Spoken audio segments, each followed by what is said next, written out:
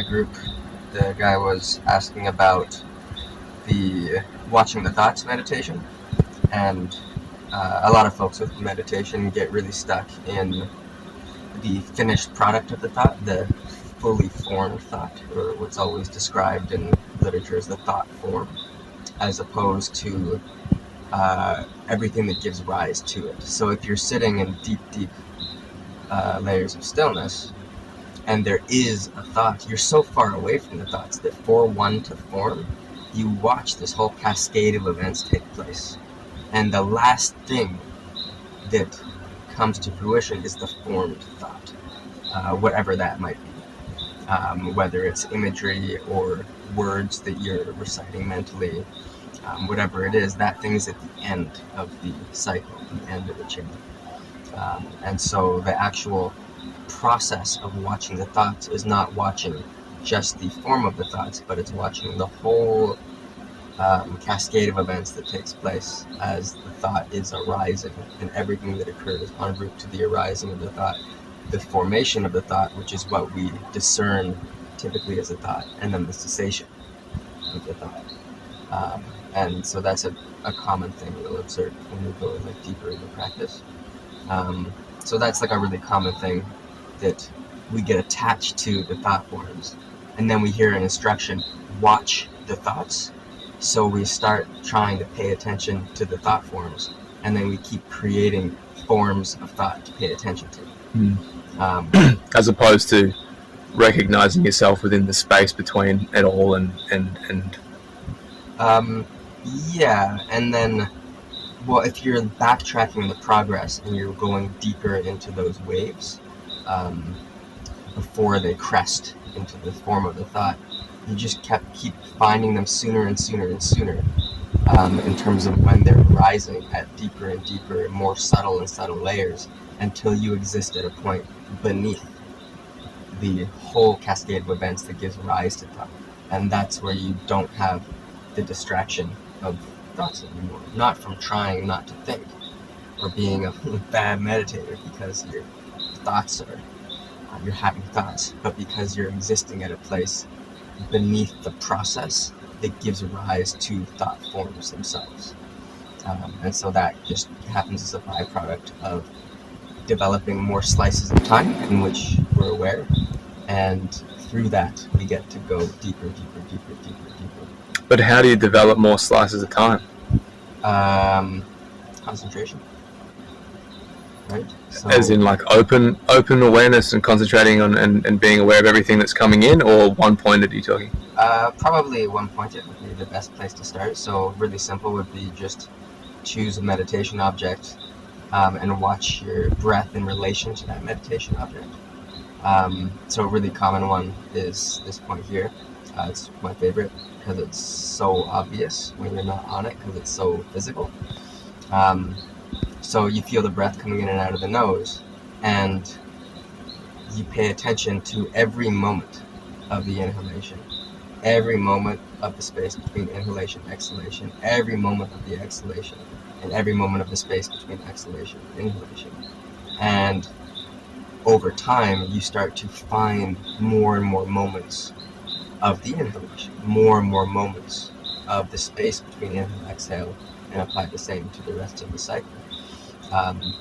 And you'll notice that, your mind wanders a touch. And every time you come back, you find these more slices of time in which you weren't aware, right? So using a samadhi-like training method, I think is really useful for developing those slices of time. And basically, most of us maybe were aware of 2 slices of every billion of time, and what we want is to have the access to the whole range, every one of those billion slices of time, whatever the actual number is. I obviously don't know, but we want access to as many slices of time as possible, and that gives you absolute precision and concentration to stay on your object the whole time. And if you can stay on that one object the whole time, then when you find those deep layers of stillness and you're coming out, you'll notice every moment as the thought starts to arise. If thoughts is the stage that you're working on. If you want to move your body, that's always a funny one. When you finish and you want to move your body, the amount of time and space that your mental processing has to go through to just flick your finger, it's like that signal's coming from miles and miles and miles away. You're so far, you're existing in a place so different than what you typically would need to move your body, or to move a thought, or to move an emotion. So it's a really interesting place to be.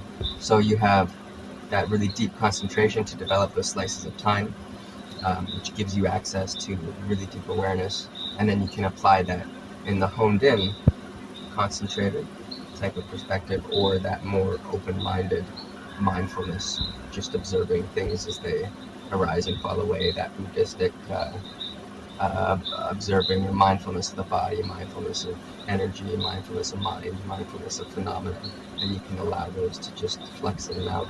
What's phenomena in that context? Things, yeah, the weird shit, right? Beyond the density of mind.